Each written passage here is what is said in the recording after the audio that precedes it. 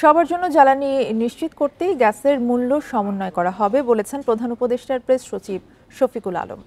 সরকারের বিভিন্ন পদক্ষেপে জুন নাগাদ মূল্যস্ফীতি 7% নেমে আসবে বলেও জানান তিনি। বুধবার রাজধানীর এনএসি ভবনে ডেভেলপমেন্ট জার্নালিস্ট ফোরামের এক অনুষ্ঠানে এসব কথা বলেন তিনি। রাজধানীর এনইসি সম্মেলন কক্ষে ডেভেলপমেন্ট জার্নালিস্ট ফোরামের অনুষ্ঠানে প্রধান অতিথি হিসেবে যোগ দেন প্রধান উপদেষ্টা প্রেস সচিব শফিকুল আলম। দেশের অর্থনীতি সহ বিভিন্ন বিষয় নিয়ে সাংবাদিকদের প্রশ্নের জবাব দেন তিনি। প্রেস সচিব বলেন, আওয়ামী লীগ সরকার বিদ্যুৎ খাতে ডাকাতি করেছিল, যার কুফল এখন বহন করতে হচ্ছে। শেখ হাসিনা দেশের অর্থনীতি ভঙ্গুর অবস্থায় ফেলে গেছে। জ্বালানি খাতে সরকারের পরিকল্পনা জানিয়ে প্রেস সচিব বলেন, বিদ্যুৎ খাতে টেকসই সমাধানে কাজ চলছে। গ্যাসের নতুন কূপ খনন ও নবায়নযোগ্য জ্বালানি ব্যবহারে জোর দিচ্ছে সরকার।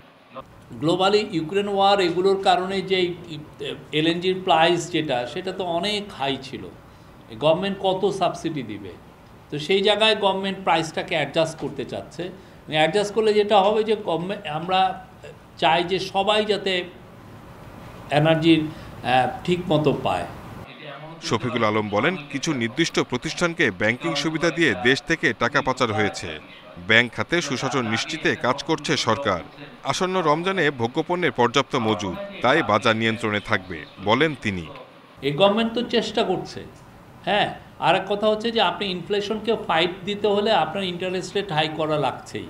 এটা পুরো পৃথিবীতে এটা একটা স্বীকৃত নিয়ম। এতে টেম্পোরারিলি আপনার ইন্টারেস্ট রেট হাই হয়ে গেছে, বাট যখনই ইনফ্লেশনটা কমা শুরু হবে তখন দেখবেন যে আবার ইন্টারেস্টকে কমানো হচ্ছে। বৈদেশিক বিনিয়োগ আনতে চট্টগ্রাম বন্দরের দক্ষতা বাড়ানো হচ্ছে। এজন্য বিশ্বের বড় বড় প্রতিষ্ঠানের সঙ্গে কথা হচ্ছে বলেও জানান প্রেস সচিব। Shahid Ahmed, independent news, Dhaka.